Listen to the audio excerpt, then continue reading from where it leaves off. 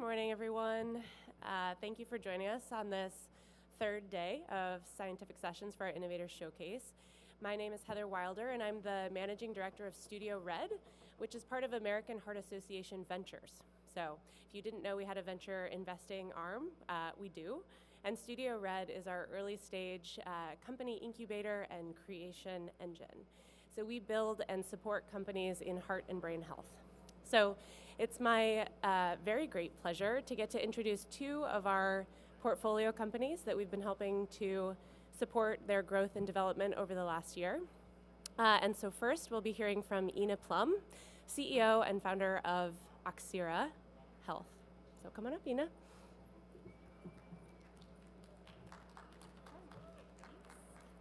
Thanks, Heather.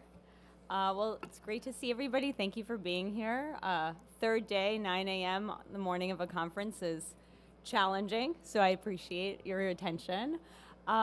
Super excited to be here. I'm going to be talking about provider burnout and patient access. Super easy challenges to solve, right?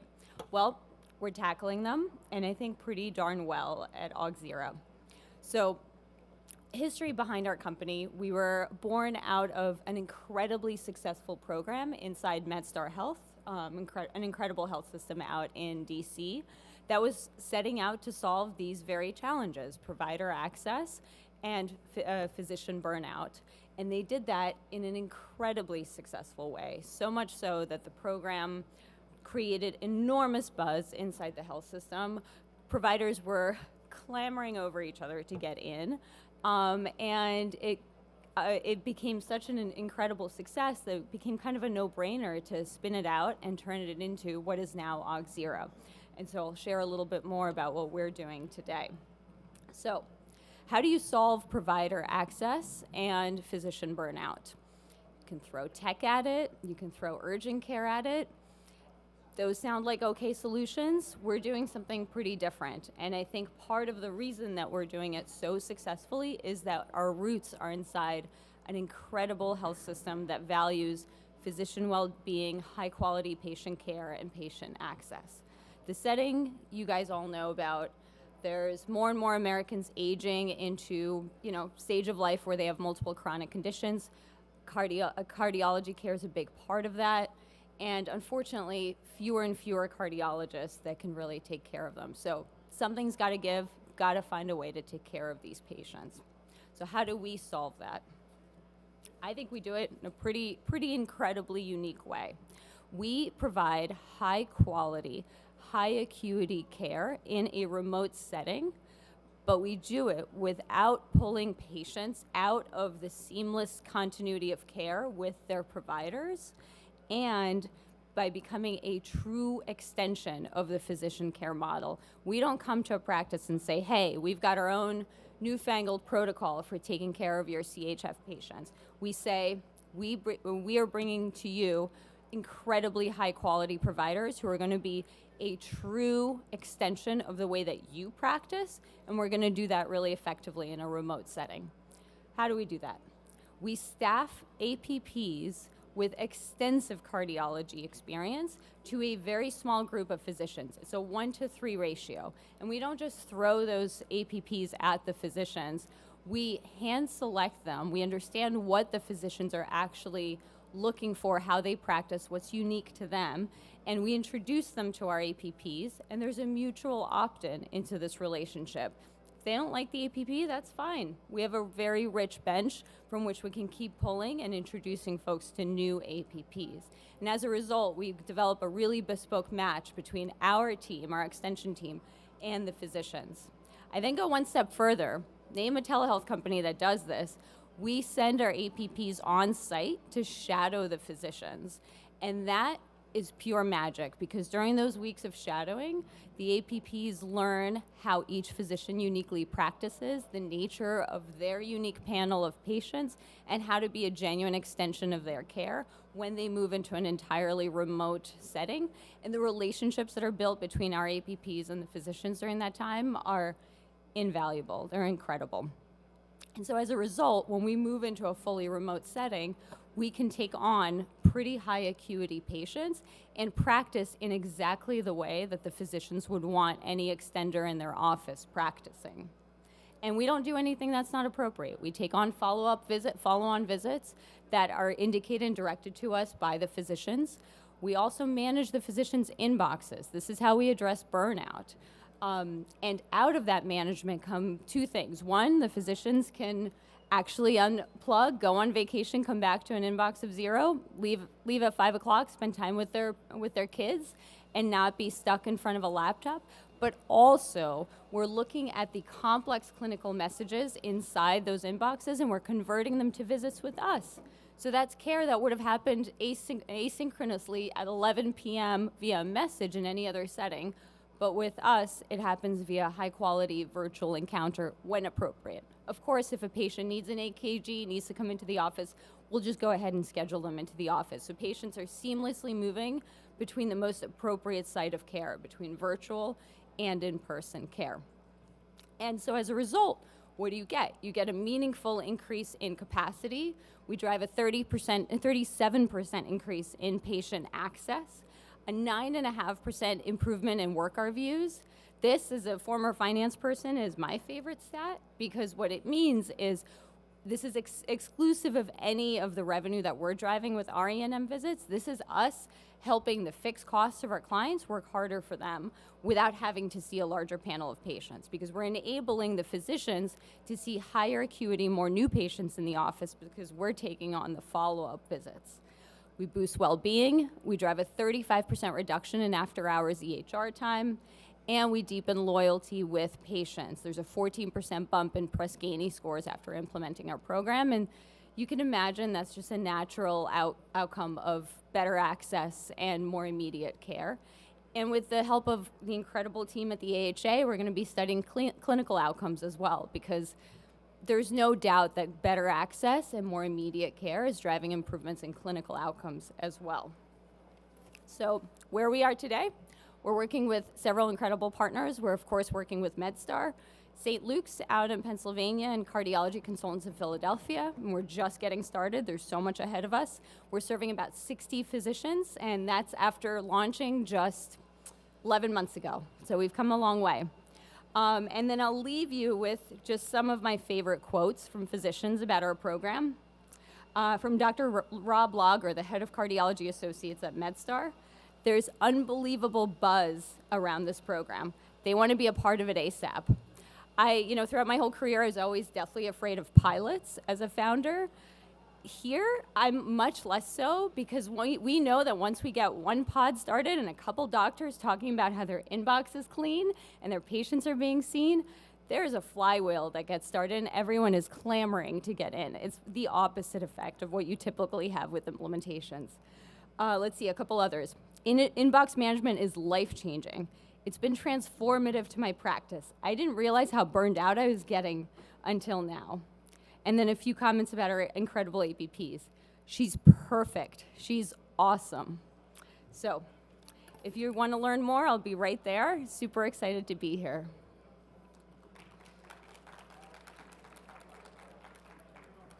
Do I stay up here?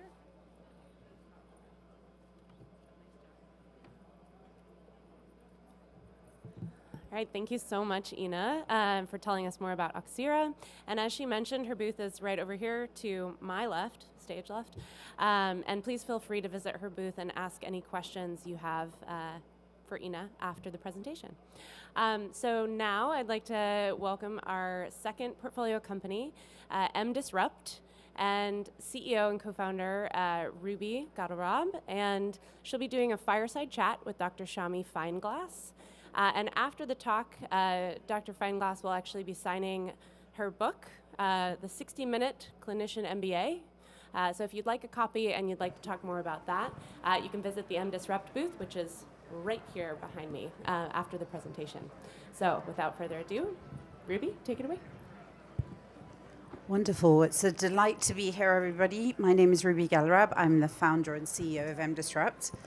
And very quickly, MDisrupt is an expert network that helps scientists and clinicians get paid engagements with industry.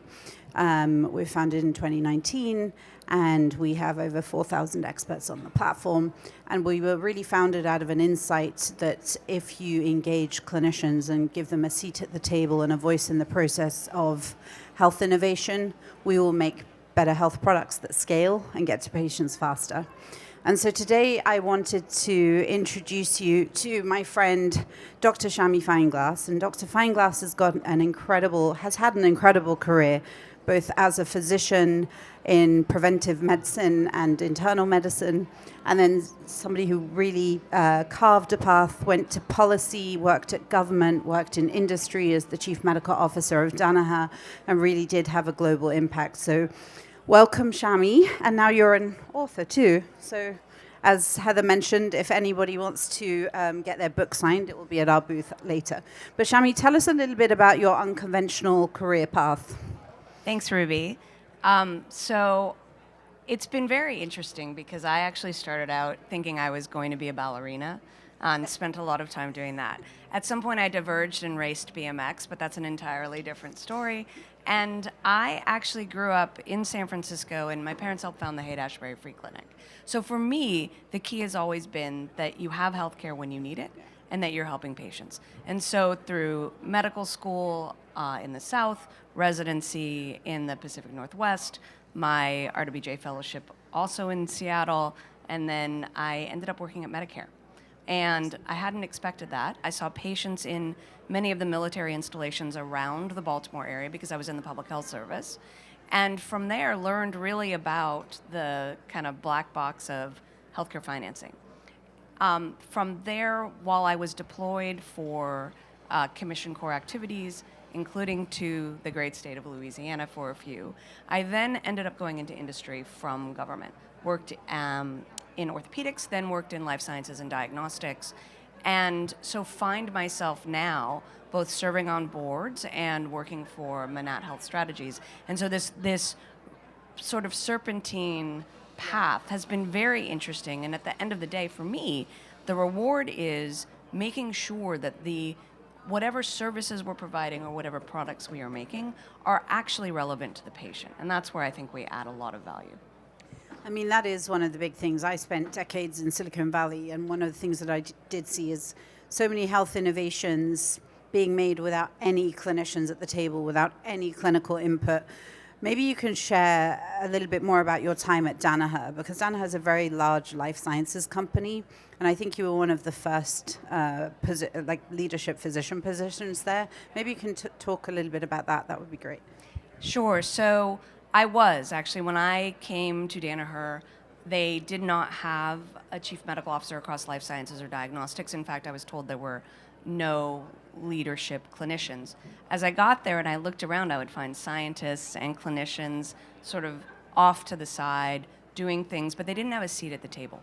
And the challenge I saw was we ran the risk of making products that weren't relevant to patients or clinicians. And in fact, there were many times I sat at a table where I sort of had to explain some basic anatomy things and sort of say why what they were designing wasn't going to work. Yeah. And if you find me after, I can tell you those specifics, but we are not at a women's health meeting, but basically it came down to certain things being designed that were not appropriate for the function, and they didn't have a clinician at the table that could say that.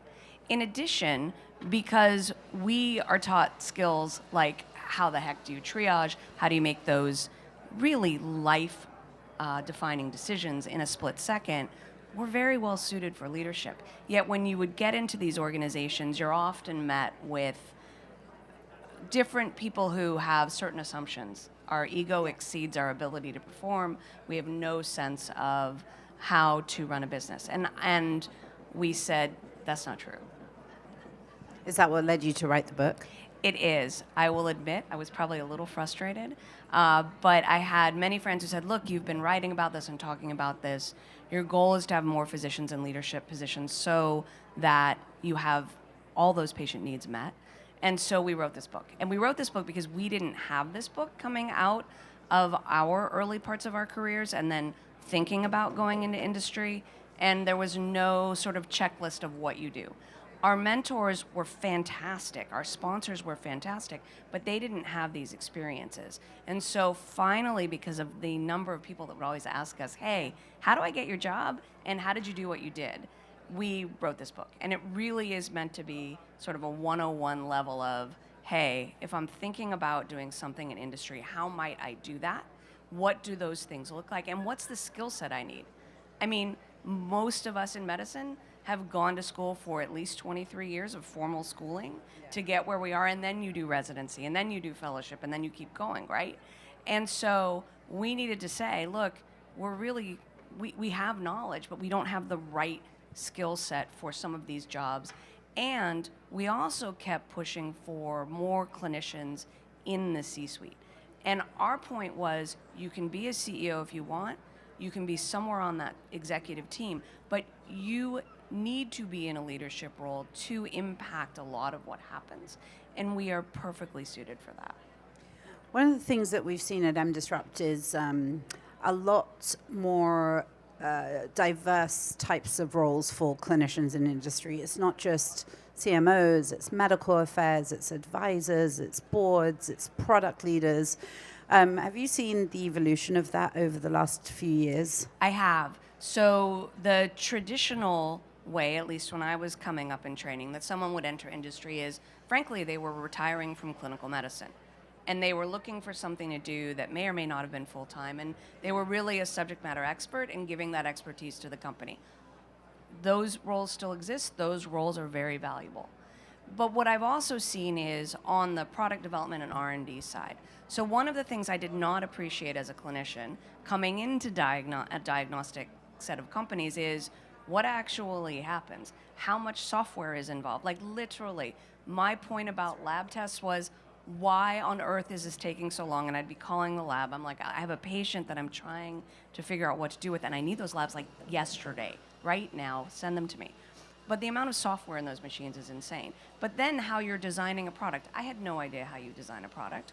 But what I found was, if you can get into that product design lifecycle early enough, you can impact what that looks like. And most importantly, you're designing with the patient in mind, you're designing with the clinician in mind, and frankly, you're designing that efficiently so the company doesn't waste money designing a product that's not useful and actually just doesn't help that ecosystem. So you have these roles that sit in R&D, you have these roles that sit in scientific affairs, you have these roles that sit in medical affairs, and each has a different space. You also have regulatory sides and clinical sides and quality. And there are clinicians leading in each of those areas in a variety of different companies, whether it's large pharma, whether it's device, diagnostic, and then you have your startup ecosystem. And in there, it's someone who's gonna wear several hats, but at the end of the day, be able to tell you how are you gonna make that path to the patient more efficient and more valuable to the patient at the end of that. And the final piece is, if you're in an organization that's large enough, you end up doing a lot of interesting things if you put yourself out there. You have to be very comfortable not sitting in your normal comfort zone. We called the pandemic, I ran that response for 80,000 of my close personal friends globally because we didn't have anybody who'd been trained in disaster management.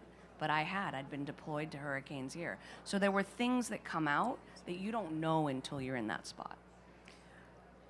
For MDisrupt, we recently collaborated with the AHA to offer MDisrupt as a member benefit to their clinical and scientific members.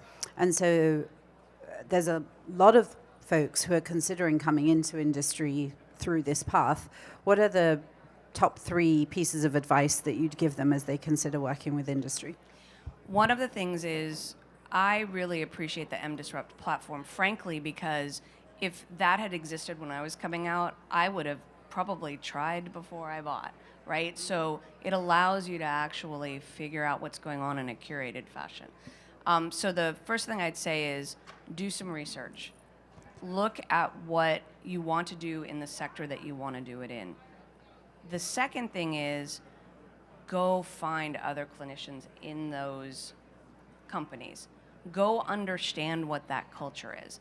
The third thing is, absolutely, you're going to learn a new language. So make sure that you have someone to help you guide you through that new set of skills that you're going to need. and that you have that language in place to be able to communicate what you need to be effective in that organization. Amazing. Well, thank you very much, Shami. Your career is inspiring, and I hope you inspire many other clinicians to come into industry, because from where I sit on the commercial side, I really do see a big difference in companies that bring in those clinicians. They scale faster, they make better products, they lead with evidence, and it really does make a huge difference. So to the clinicians and the scientists out there, please join us. Please engage with industry. And to the companies out there, please give the clinicians a seat at the table and a voice in the process. They will make such a difference. Thank you very much. Thank you.